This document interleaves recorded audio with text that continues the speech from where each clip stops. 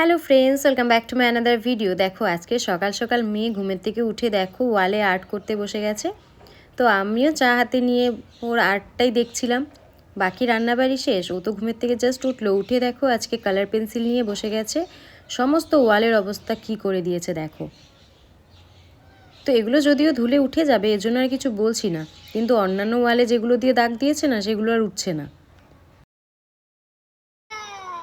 দেখো দেখো কি অবস্থা। তো ফ্রেন্ডস দেখো, আমরা এখন এই বেলুনটা ফুলাবো। এটা হচ্ছে হোলির টাইমে আনা বেলুন। হোলিতে খেলা হয় নাই। হোলির টাইমে কে আনছিল এটা? এটা মহাবাড়ি থেকে আনা ছিল। মহাবাড়ির না, এটা এখানে নাকি? তো আমরা তো ছিলাম না হোলির টাইমে, তো এটা যাই না, এসে দেখলাম এটা কেউ আনছিল। এটা এখন ফুলাবো, চলো। তো দেখো বেলুনটাকে তো ফোলানোর জন্য এনেছি, বাট বেলুনটাকে যে জল ভরবো না, উপরে যে জল কম ছিল, তার জন্য জলের প্রেশারটা পাচ্ছিল না। এর জন্য দেখো অনেক আস্তে আস্তে ফুলছিল। মানে জলের প্রেশারটা যদি বেশি হয় তাহলে এটা তাড়াতাড়ি ফুলবে। তো প্রেশারটা উপরে কম ছিল, কারণ উপরে জল কম ছিল, জলের জাস্ট মোটরটা চালু করা হয়েছে, তার জন্য জলই ছিল না। তো আমি ভাবছিলাম হয়তো ফুলে যাবে, কিন্তু দেখছি না, জলের প্রেশারটা কম, তার জন্য বেলুনগুলো ফুলছিল না। কোনো রকম ছোটো মোটো ফুলছিল, আর তো ওগুলো নিয়ে খেলা করছে মেয়ে, দেখতেই পাচ্ছ।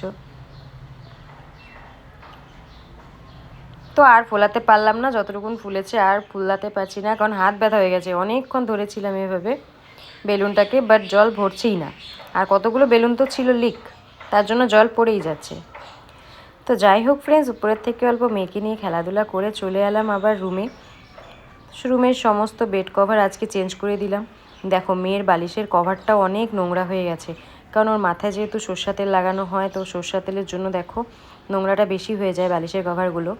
তো এই জন্য আমি যতটা পারি অল্প ডার্ক ডার্ক কালার দেওয়ার চেষ্টা করি ওই বালিশের কভারগুলো। তো তার জন্য অল্প চেঞ্জ করে নিচ্ছি আজকে, কারণ এগুলোকে ধুতে দিতে হবে। আর সমস্ত বেড কভার আর বালিশের ওষা যেগুলো ছিল সেগুলোও খুলে নিয়েছি, সমস্ত আজকে ধুতে দিতে হবে। আর এখন বলতে পারো গরম পড়ে গেছে, তো যেটা বড় কম্বল সেটা তো আর দরকার নেই, কিন্তু সেটাকে ওঠাতে হবে।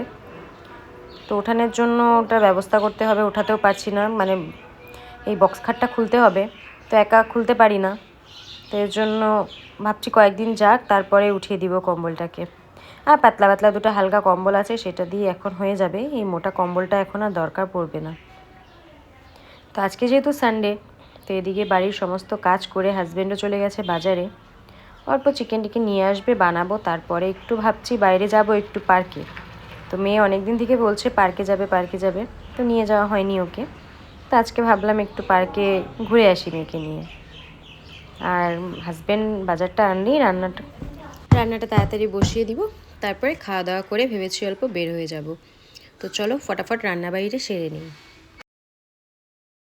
দেখো আমরা রেডি হয়ে বের হয়ে গেছি, এখন যাব একটু পার্কে, কারণ সানডে, তার জন্য একটু পার্কের থেকে ঘুরে আসি। তো এখানে দেখো, দেখাও একটু, এই যে মেয়েকেও রেডি করে নিয়েছি। তো এখন যাব একটু পার্কে, তো চলো যাই, তারপরে দেখা হচ্ছে। তো দেখো আমরা চলে এসেছি পার্কে। আর এই পার্কটা জানো 5টার পরে আর টিকিট কাউন্টার বন্ধ করে দেয়, টিকিট দেয় না। তো তার জন্য 5টার আগেই আসতে হয়। আরও একদিন এসেছিলাম, বাট না সেদিন 5টা বেজে গেছিলো, তো টিকিট কাউন্টার বন্ধ করে দিয়েছিল। তার জন্য আজকে 4:30টার মধ্যে চলে এসেছি। তো এখন টিকিট নিয়ে ভেতরে ঢুকে যাব। তো চলো টিকিটটা কেটে নিই প্রথমে।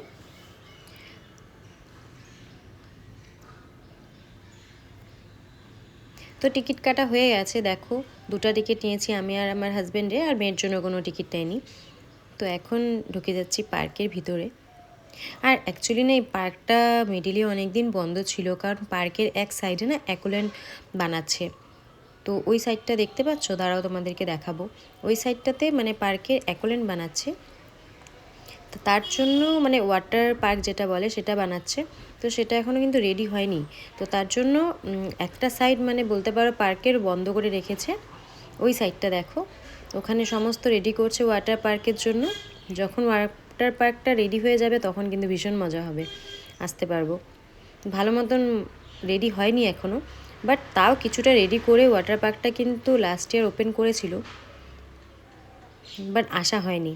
তো এখন ভালো করে বানাচ্ছে, তো এই জন্য হাফ পার্কটা ওই সাইডে বন্ধ করে দিয়েছে, ওই সাইডে যেতে দেয় না। আর বাকি বাচ্চাদের খেলার জন্য এই সাইডটা খুলে দেওয়া হয়েছে। তো এখানে বাচ্চাদের নানা রকম অল্প রাইডিংগুলো আছে, তো এখানে দেখো এসেই মেয়ে বললো এই ঝুলনাটাতে ঝুলবে, তো ওকে উঠিয়ে দিলাম।